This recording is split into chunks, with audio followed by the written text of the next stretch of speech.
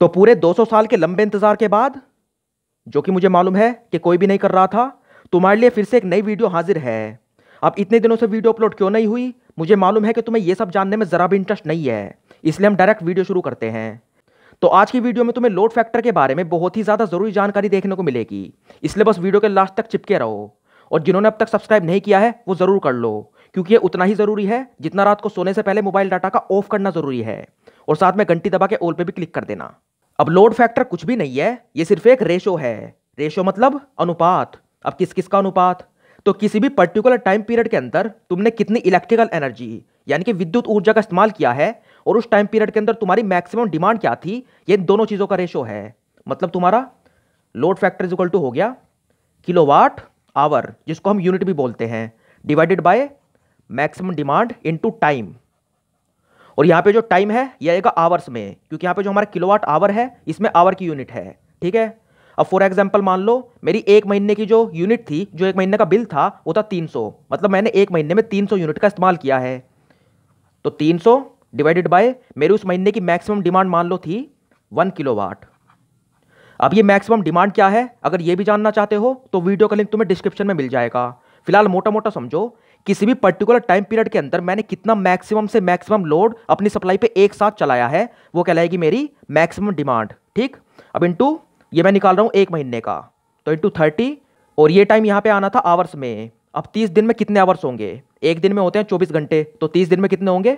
30 into 24। अब हम यहां पे इसको कैलकुलेट करते हैं, तो यहां पे ये आ गया 10, तो इज इक्वल टू हो गया 10/24।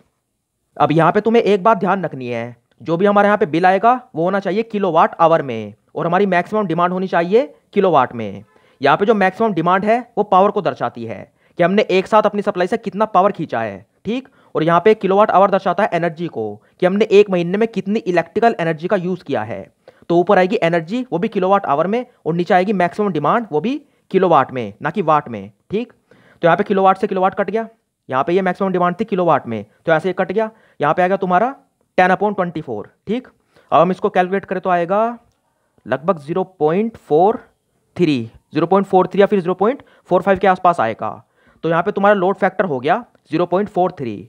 अब हम चाहें तो इसको परसेंटेज में भी कैलकुलेट कर सकते हैं, हमें बस क्या करना है, इसकी मल्टीप्लाई 100 से कर देनी है। तो 0.43 इंटू 100 हो गया 43%। तुम्हारा यहाँ पे लोड फैक्टर आ गया 43%।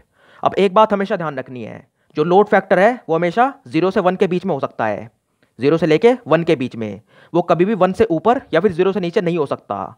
जैसे कि तुम्हारा यहाँ पे 0.43 है, ये 0 और 1 के बीच में है। ऐसे परसेंटेज के हिसाब से देखें तो ये तुम्हारा 0 से लेके 100% के बीच में हो सकता है। ठीक।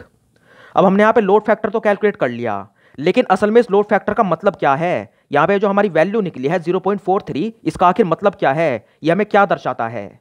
तो लोड फैक्टर का सीधा सा मतलब है कि हमने कितनी अच्छे से अपनी इलेक्ट्रिकल एनर्जी का यूज किया है, कितनी एफिशिएंटली हमने अपनी इलेक्ट्रिकल एनर्जी का यूज किया है, ये हमें पता चलता है अपने लोड फैक्टर से। जैसे हमारा लोड फैक्टर यहाँ पे 0.43 आया है, अगर यहाँ पे 0.43 से ज्यादा होता, इसका मतलब ये होता कि हमने और भी अच्छे से और भी एफिशिएंटली अपनी इलेक्ट्रिकल एनर्जी का यूज किया है। मतलब इसे ऐसे समझो, जितना ज्यादा तुम्हारा लोड फैक्टर होगा उतना ही कम से कम लोड तुमने अपने ग्रिड पे डाला है। ग्रिड मतलब जहां से भी हमारे यहाँ पे इलेक्ट्रिकल एनर्जी आती है, पूरे हिंदुस्तान का, पूरे भारत का, या फिर अलग मुल्कों का अलग अलग ग्रिड होता है।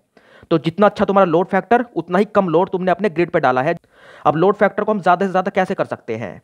तो सीधी सी बात है, लोड फैक्टर किलोवाट आवर के, मतलब जो एनर्जी तुम यूज कर रहे हो उसके डायरेक्ट प्रोपोर्शनल है, और तुम्हारी मैक्सिमम डिमांड के इनवर्स प्रोपोर्शनल है।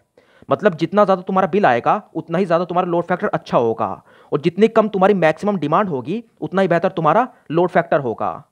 लेकिन इसका मतलब ये नहीं है कि लोड फैक्टर को बेहतर करने के चक्कर में हम अपना बिल ही बढ़ाना शुरू कर दें, बल्कि हमें इलेक्ट्रिकल एनर्जी को कम से कम वेस्ट करना चाहिए। अगर तुम सिर्फ 10 मिनट के लिए भी कहीं बाहर जा रहे हो ना, तो लाइट और पंखे बंद करके जाओ, क्योंकि अगर ऐसा करके तुमने पूरे महीने में सिर्फ 1 यूनिट भी बचा ली ना, तो शायद कहीं और किसी और के घर में कुछ उजाला हो जाएगा। और तो और ऐसा करने से तुम्हारा बिजली का बिल भी कम आएगा। अब लोड फैक्टर को इंप्रूव करने का सबसे सही तरीका है अपनी मैक्सिमम डिमांड को कम कर देना। अब मैक्सिमम डिमांड को कम कैसे करें? तो जो भी तुम्हारे घर में हाई पावर के लोड हैं, जैसे मिक्सी हो गई, प्रेस हो गई, पानी भरने की मोटर हो गई, या फिर कोई हाई पावर का हीटर हो गया, उन सब लोड को एक साथ मत चलाओ। मतलब चलाओ तो सब कुछ, लेकिन एक साथ मत चलाओ।